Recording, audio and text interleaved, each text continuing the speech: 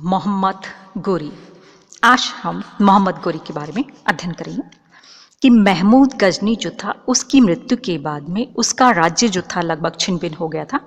और इस समय गजनी व हिरात के मध्य स्थित गौर के पहाड़ी प्रदेशों में एक नए राजवंश जो उसका उदय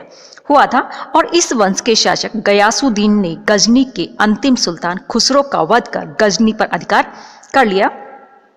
1173 ईस्वी में गयासुद्दीन ने अपने छोटे भाई शहाबुद्दीन अथवा मुइज़ुद्दीन मोहम्मद को गजनी का प्रांतपति बनाया और भारतीय इतिहास में वह मोहम्मद गोरी के नाम से फेमस हुआ था।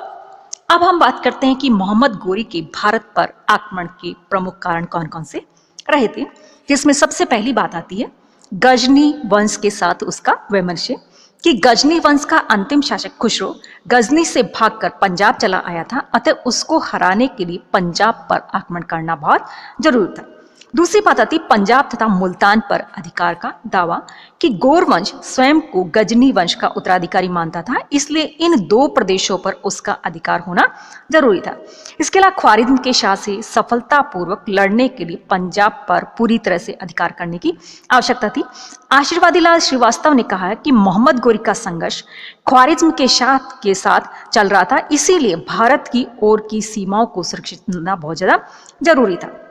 इसके अलावा यश की प्राप्ति कि मोहम्मद गोरी के भारत पर आक्रमण का एक उद्देश्य यश की प्राप्ति था और उस समय एक शासक की सैनिक सफलताएं उसे यश दिलाने में सहायक होती थी, अतः उसने भारत में विजय प्राप्त करने के लिए अभियान आरंभ किए थे। इसके अलावा साम्राज्य की स्थापना कि भारत में मुस्लिम साम्राज्य स्थापित करने के उद्देश्य से भी उसने यहाँ पर आक्रमण किए थे। इसके साथ ही इस्लाम की सेवा कि मोहम्मद गोरी के विचार में भारत में साम्राज्य की स्थापना से इस्लाम का प्रचार होगा और वास्तव में उसका प्रमुख लक्ष्य धार्मिक न होकर बल्कि राजनीतिक था और भारत में अपना साम्राज्य स्थापित करने की दृष्टि से ही उसने आक्रमण किए थे और उससे पता चलता है कि साम्राज्य की स्थापना का एक स्वाभाविक परिणाम मुस्लिम धर्म जो उसका प्रसार भी रहा होगा। अब अगली बात आती है कि मोहम्मद गोरी का भारतीय प्रदेशों पर आक्रमण कि उसने कौन कौन से क्षेत्र जो वहां पर उसने आक्रमण किया था कि 1175 से 1206 ईस्वी तक मोहम्मद गोरी ने भारत पर कई बार आक्रमण किए और गद्दी पर बैठने के बाद सबसे पहले उसने गजनी में अपनी स्थिति को सुदृढ़ बनाया और उसने बाद में योजनाबद्ध तरीके से भारत पर आक्रमण किए थे। गोरी ने भारत पर आक्रमण के समय महमूद गजनी की तरह खैबर दर्रे का प्रयोग न करके बोलन के दर्रे का प्रयोग किया, क्योंकि इस मार्ग को वह अधिक आसान और सुरक्षित समझता था।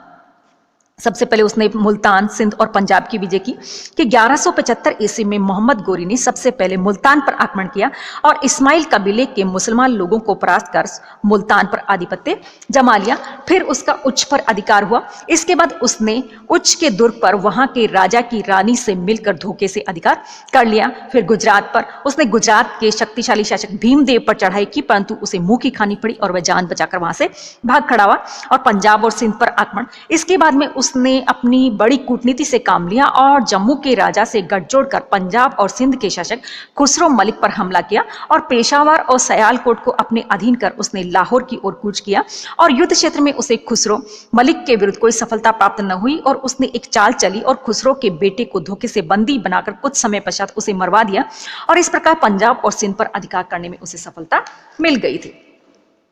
फिर बाद में तराइन का प्रथम युद्ध कि जो कि 1191 में, जिसके बारे में आप सभी बहुत बार भी सुन चुके हैं, और कहा जाता है कि पंजाब और सिंध को जीतकर वह दिल्ली की ओर बढ़ा और उस समय दिल्ली और अजमेर पर चौहान वंश के पृथ्वीराज चौहान जो उसका शासन था और उसने अन्य राजपूत राज्यों को भी अपने साथ मिलाया और गोरी का मुकाबला करने के लिए पंजाब की ओर बढ़ा और तराइन के मैदान में दोनों सेनाओं के बीच में भयंकर युद्ध हुआ और राजपूत सैनिकों ने मुसलमानों के छक्के छुड़ा दिए और उनका धैर्य जाता रहा और वे युद्ध स्थल से भाग खड़े हुए और मोहम्मद गोरी भी कहा जाता है कि इस युद्ध के दौरान घायल हो गया, परंतु एक खिलजी घुड़सवार ने उसकी सहायता कर उसको युद्ध क्षेत्र से जो है वहां से बाहर सफलतापूर्वक ले गया। जिस प्रकार से कहा जाता है कि तराइन के युद्ध जो उसमें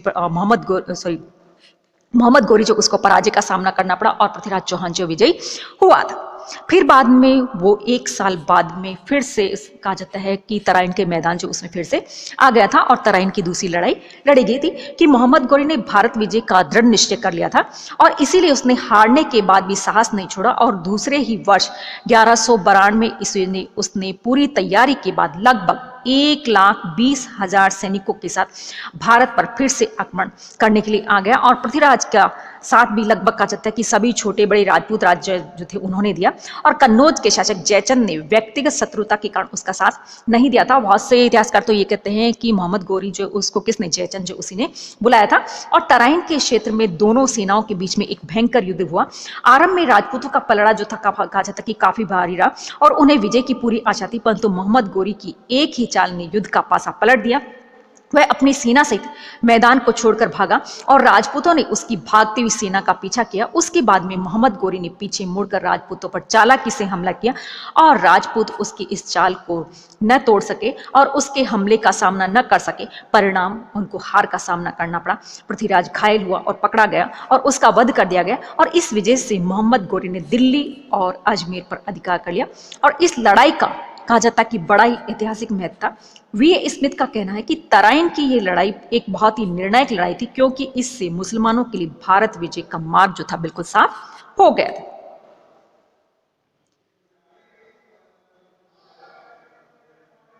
फिर जयचंद की हार, कि जयचंद कन्नौज का शासक था और तराइन के युद्ध के समय उसने पृथ्वीराज की सहायता नहीं की थी और कन्नौज जैसे शक्तिशाली राज्य पर अधिकार किए बिना मोहम्मद गोरी की उत्तर भारत की विजय अधूरी रहती। इसीलिए उसने 1194 ईस्वी में जयचंद पर आक्रमण किया और दोनों की सेनाओं का चंदावरिया थंदवाड़ा के मैदान में युद्ध हुआ और इसमें जयचंद की हार हुई और इस वजह से मोहम्मद गोरी ने कन्नौज और बनारस को भी अपने अधीन कर लिया था। फिर बाद में गुजरात और बुंदेलखंड की विजय, कि कन्नौज की विजय के बाद में मोहम्मद गोरी ने अपने एक दास कुतुबुद्दीन ऐबक को अपने भारतीय साम्राज्य का वायसराय नियुक्त करके गजनी लौट गया और कुतुबुद्दीन ऐबक ने गुजरात पर आक्रमण किया और भीमदेव को पराजित कर उसने गुजरात पर अधिकार कर लिया था। और इसके बाद उसने बुंदेलखंड के चंदेल राज्य जो उसके पर चढ़ाई की और वहां के राजपूतों को हराकर बुंदेलखंड को भी अपने अधिकार में ले लिया था। इसके अलावा बंगाल और बिहार की विजय, कि मोहम्मद गोरी के एक और दास मोहम्मद बिन बख्तियार खिलजी ने बिहार और बंगाल की ओर कूच किया और 1197 ईस्वी में उसने बिहार के पाल वंश के शासक इंद्रमन पर आक्रमण किया और इंद्रमन बौद्ध धर्म का अनुयायी था और बिना किसी लड़ाई के बिहार पर मुसलमानों का अधिकार हो गया। और अगले ही वर्ष उसने बंगाल पर चढ़ाई की और उसने बौद्ध धर्मी सेन वंश के शासक लक्ष्मण सेन को उसके महल में घेर लिया और लक्ष्मण सेन महल से भाग निकला। इस प्रकार मुसलमानों ने बंगाल के अपने अधीन कर लिया और इस प्रकार से उत्तरी भारत पर मुसलमानों ने अधिकार कर लिया।